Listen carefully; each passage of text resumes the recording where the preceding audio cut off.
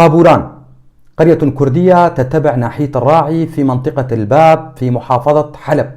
تم تعريب اسم القرية إلى أثرية من عشائرها كيتكان، وعائلة عربية من عشيرة شريرات وهي عائلة سليمان تم توطينها في هذه القرية في زمن الحزام العربي.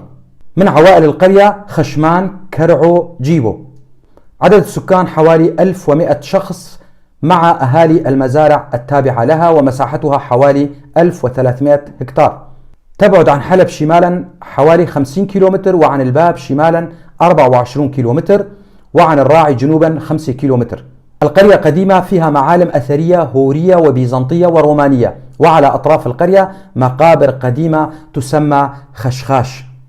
في العام 2012 سيطرت الفصائل المسلحة السورية على القرية، وقيادات هذه الفصائل كانت تحمل الجنسية التركية، وكانت ترتكب الانتهاكات بحق الكرد، وهدفها هو تهجير الكرد. في العام 2014 ظهرت داعش من بين هذه الفصائل وسيطرت على القرية، واستمرت معاناة الأهالي.